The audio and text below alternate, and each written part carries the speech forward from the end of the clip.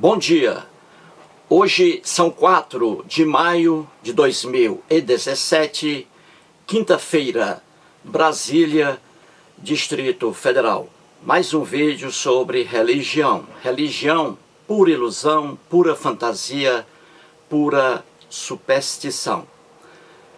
Aqui o segundo vídeo mostrando aquela parte dos castigos do Deus da Bíblia, Deus hebreu, na lenda de Gênesis, os dois castigos atribuídos à mulher, à fêmea. No primeiro vídeo, vimos lá, né? O Deus da Bíblia e a dor do parto. E agora, a segunda punição aplicada pelo Deus hebreu à mulher, a subordinação da fêmea ao macho. Vamos aqui ao quadro. O título, o Deus hebreu e a subordinação da mulher. Muito bem, vamos trazer aqui, mais uma vez, outra passagem de Freud, né? Freud, o pai da psicanálise. Morreu nasceu em 1856, morreu em 1939. Era judeu e ateu. Muito bem. Freud combateu com ferocidade a doutrina religiosa, né? A religião.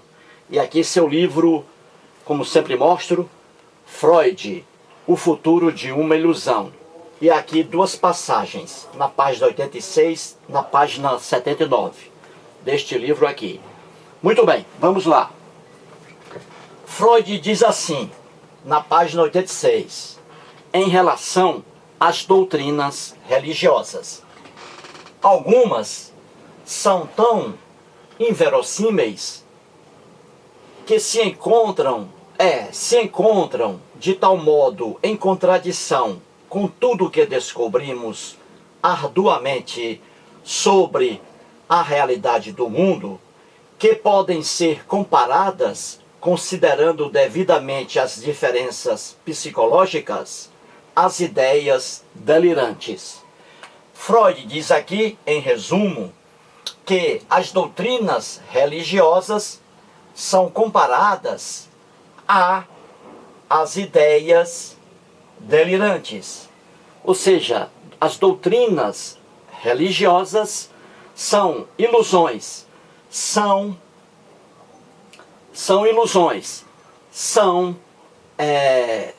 um delírio. Daí a afirmação dele aqui. Muito bem. Na página 79 do mesmo livro, Freud diz mais uma verdade que é incontestável. Ele diz assim: não há instância alguma acima da razão. Isso aqui é uma verdade incontestável, né? O homem é um animal racional. E aqui ele diz que não há instância alguma acima da razão. Aqui, em contrário às ideias delirantes, né? Em contrário aqui, razão, em contrário aqui das doutrinas religiosas, que são ilusões. Muito bem. Ontem, naquele vídeo meu, o Deus da Bíblia e a dor do parto, eu recebi mais um comentário do internauta Kennedy Litaif. Ele mora em Manaus, conhece muito bem o assunto religião, escreve muito bem e tem um bom conhecimento. Pois bem, ele escreveu assim para mim, naquele vídeo, né? O Deus da Bíblia e a dor do parto. Diz assim o Kennedy Litaif: tenho sérias dúvidas se a razão e a lógica habitam a mente de todos os humanos. Veja que coisa linda aí. Veja aqui o Litaif ligado ao Sigmund Freud. Repetir aqui o que ele disse: tenho sérias dúvidas se a razão e a lógica habitam a mente de todos os humanos. O Litaif está dizendo aqui que ele tem dúvida se todos os seres humanos são racionais ou não. Ele tem dúvida se todos os seres humanos usam a razão, usam a lógica. Por que ele diz isso, Louis Taif? Porque ele vê, como qualquer pessoa normal, ele vê aí comportamentos que não são nada de racionais por parte das pessoas religiosas. Porque, como já dizia Freud, a religião, as doutrinas religiosas excluem a razão de seus portadores. Eles entram no estado de amência, como disse Freud, num estado de amência, num estado equiparado à demência. Daí a dúvida do Louis Taif se a razão está em todo o cérebro humano, porque bilhões de pessoas mergulhadas nas religiões vivem num estado que não é habitado ali pela razão. Eles perdem a razão, eles perdem a lógica, eles perdem a capacidade de assimilar as coisas. E aqui a religião é o exemplo maior. Vamos aqui ao segundo castigo, entre aspas, colocado na mulher pelo Deus hebreu na lenda de Gênesis. Veja a ignorância e o atraso da época. Muito bem. Gênesis capítulo 3, versículo 16. Está escrito assim: e a mulher disse, quem? Na lenda aqui de Gênesis, o Deus hebreu, não é? O Deus hebreu disse à mulher: o teu desejo será para o teu marido, e ele te governará. Estas reticências aqui, ó, 3 pontinhos dentro de parênteses, esse sinal quer dizer que existem palavras anteriores, né? Que é justamente a primeira que eu analisei naquele vídeo, né? A dor do parto. E aqui o segundo castigo, né? Aqui está escrito que o desejo da fêmea, da mulher, será para o marido dela, e que a fêmea será governada pelo marido dela. Dentro de casa, dentro da aldeia, quem manda é o macho, é o homem. A mulher deve obedecer a ele. Por que essa visão aqui de subordinação da mulher ao homem? Por quê? Porque está escrito aí que a mulher será governada pelo marido dela. Por que isso está escrito? Qual a razão? Será que uma entidade aqui inteligente, espiritual, castigou a mulher loucamente assim? Claro que não. Isso aqui está escrito assim porque, é o que eu digo, para você entender a Bíblia, é preciso o quê? É preciso que você conheça profundamente os costumes da época em que tudo isso aqui foi escrito. Se você não conhece os costumes, você será facilmente enganado. Você tem que conhecer como era a vida no mundo da Bíblia. Qual era a posição social da mulher no mundo da Bíblia. Se você conhecer esses detalhes, você entenderá facilmente toda a Bíblia, de Gênesis ao Apocalipse. Vejam um exemplo. Hoje, ano 2017, né, nós estamos, não é isso? Maio de 2017. Será que a posição da mulher é igual em todo o planeta Terra? Hoje, será? Claro que não. Claro que não. A posição da mulher, fêmea, ela muda de acordo com a cultura. No Brasil, a mulher hoje é equiparada ao homem. Está em condições de igualdade com o homem. Isso está garantido na Constituição da República Federativa do Brasil.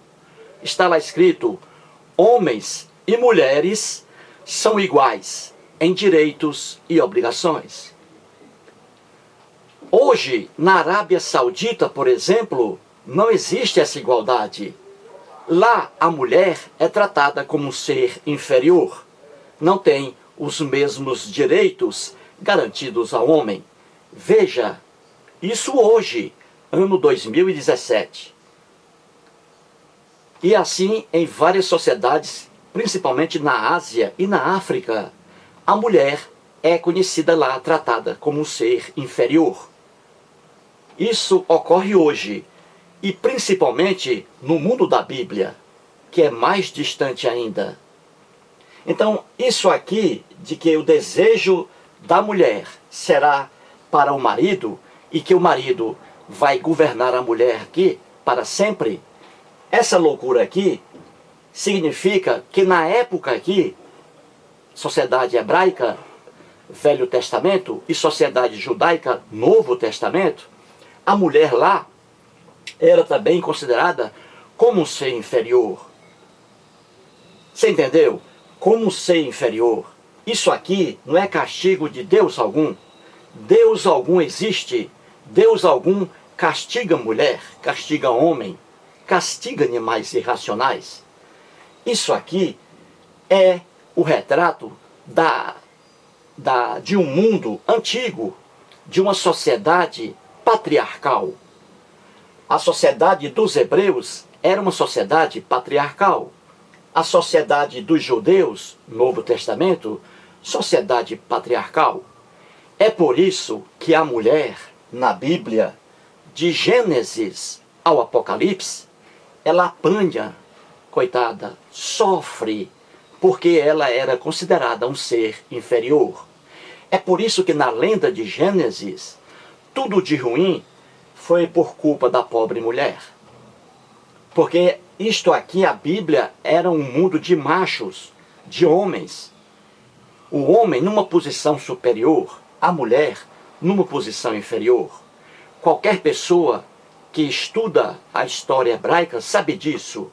A história judaica sabe disso. Qualquer teólogo sério sabe disso. O Papa Francisco sabe disso.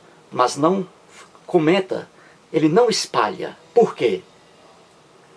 Por que ele não espalha? Bom, então vamos aqui.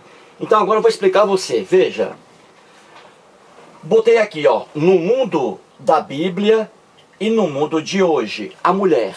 No mundo da Bíblia, a mulher era considerada um ser inferior. Daí a inferioridade da mulher no mundo da Bíblia.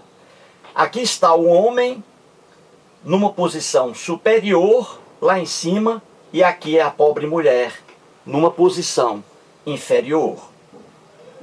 Já hoje, no mundo de hoje, aqui no Brasil, por exemplo, a diferença é gritante. Aqui existe a igualdade da mulher. O desejo da mulher brasileira hoje não é para o marido dela, e o marido dela não governa a esposa. O marido não governa a esposa. Isso aqui é de um mundo antigo. Então no Brasil hoje é a igualdade da mulher, que pode ser representada assim, olha aqui, numa linha horizontal. Homem e mulher na mesma posição. Já que na Bíblia, aqui é vertical, vertical. O homem em cima, a mulher embaixo. Entendeu? E trago aqui dois exemplos claros, e lá do Novo Testamento, tá? Lá do Novo Testamento. Aqui, na primeira epístola do apóstolo Paulo, o apóstolo Paulo era um neurótico sexual. Neurótico mesmo. E isso aí é conhecido por qualquer teólogo sério. Ele tinha uma aversão a sexo. Isso aqui é outra coisa que eu vou explicar depois, né? A cegueira do cristianismo em relação ao sexo, né? O sexo visto como um pecado. Pois bem, o apóstolo Paulo é mais importante para o cristianismo que o discípulo Pedro. Muito mais importante para o cristianismo, o apóstolo Paulo, e não Pedro. Tanto que a quase totalidade do Novo Testamento são escritos do apóstolo Paulo. Várias epístolas. Epístolas significam cartas. Pois bem, aqui o apóstolo Paulo mostra, no mundo dele aqui, de profunda ignorância, ele mostra aqui de forma clara a inferioridade da mulher naquele tempo. Naquele tempo. Então veja aqui, em 1 Coríntios, primeira epístola de apóstolo Paulo aos Coríntios, capítulo 11, versículo 9, veja o que está escrito. Porque também o homem não foi criado por causa da mulher, e sim a mulher por causa do homem. Veja aí, aqui, o grau de inferioridade da mulher em relação ao homem. O apóstolo Paulo está dizendo aqui que o homem, o macho, não foi criado por causa da mulher. Na lenda de Gênesis, ele foi criado e ele iria viver sozinho. E depois é que Deus criou a mulher para ser apenas uma companheira do homem, porque o homem não precisava da mulher. O homem não precisa da mulher, que o homem foi criado por Deus, mas que a mulher foi criada apenas para ser companheira do homem e nada mais. Viu aqui a posição social do homem lá em cima e a da mulher lá embaixo? Que a mulher foi criada apenas para ser uma companheira do homem, porque o homem não precisava da mulher. Daqui você vê a ignorância do apóstolo Paulo. E a ignorância dele é a ignorância do passado. Ele não tinha aqui uma visão ampla da posição da mulher. A mulher, como a mulher era um ser inferior nessa sociedade aqui, é óbvio que eles iriam escrever a mulher como um ser inferior. Se o apóstolo Paulo fosse vivo hoje e morasse no Brasil, ele nunca mais escreveria o que está aqui. Porque isso aqui é retrato de atraso. Visão pessimista sobre a fêmea, a mulher. E outro exemplo aqui do apóstolo Paulo. Na mesma epístola, primeira epístola de Paulo aos Coríntios, capítulo 14, versículos 34 e 35. Vamos aqui. Diz assim, veja aí. Conservem-se as mulheres, olha aí, e não os machos, hein? Não os homens, só as mulheres. Conservem-se as mulheres caladas nas igrejas, porque não lhes, veja aqui, porque não lhes é permitido falar, mas estejam submissas, olha aqui a posição de inferioridade da mulher em relação ao macho, mas estejam submissas como também a lei o determina. Olha aqui o que o apóstolo Paulo diz. Essa ignorância da época, a visão negativa da mulher diante do macho, estava na própria lei. Olha aqui a lei a que ele se refere. A lei judaica, no mundo dele aqui, do apóstolo Paulo. A lei judaica trazia lá em seus artigos, claramente, a inferioridade da mulher ao macho. A mulher, no mundo do apóstolo Paulo aqui, do Novo Testamento, a mulher aqui era um ser inferior, equiparada a um mero objeto. Você vê lá, naquela parte de adultério que eu já mostrei aqui, né? Lá nos 10 mandamentos. Pois bem, a lei só era benéfica para o homem, para a mulher, terrível. E a lei aqui, como o próprio apóstolo Paulo diz, a própria lei, a lei judaica de sua época, dizia isso mesmo, que a mulher tinha que permanecer calada, não só nas igrejas, mas fora de sua casa. Ela só podia falar para o seu marido. Era uma ignorância total o mundo da Bíblia. próprio apóstolo Paulo, repito, diz aqui, ó, como também a própria lei o determina, porque a lei determinava mesmo a mulher um ser inferior ao homem. E aqui ele continua: se, porém, querem aprender alguma coisa, interroguem em casa a seu próprio marido. Porque para a mulher, veja bem, para a mulher, para o homem não, o macho não. Porque para a mulher é vergonhoso falar na igreja. Veja a ignorância da época de forma bem clara, estampada aqui, né, na Bíblia. Essa é a verdade incontestável. Deus algum existe, Deus algum puniu Adão, puniu Eva, puniu a cobra. Deus algum existe. Isso aqui é a criação do povo hebreu. O povo hebreu criou seus deuses, depois assumiu o monoteísmo. Ele criou seus deuses, e como o homem cria deuses à sua imagem e semelhança, os costumes do povo hebreu foram transportados para esse Deus. O povo hebreu era um povo nômade.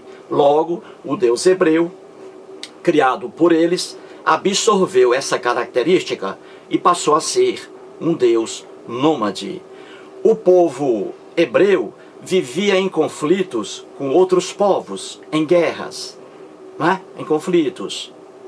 Pois bem, então o Deus hebreu criado por esse povo absorveu também essa característica. E é por isso que o Deus, na Bíblia, é chamado de Deus guerreiro. O povo hebreu, em sua época, como também outros povos, era um povo intolerante. Não aceitava que outros povos adorassem outros deuses. E os egípcios também, os fenícios também, todos ignorantes, todos intolerantes.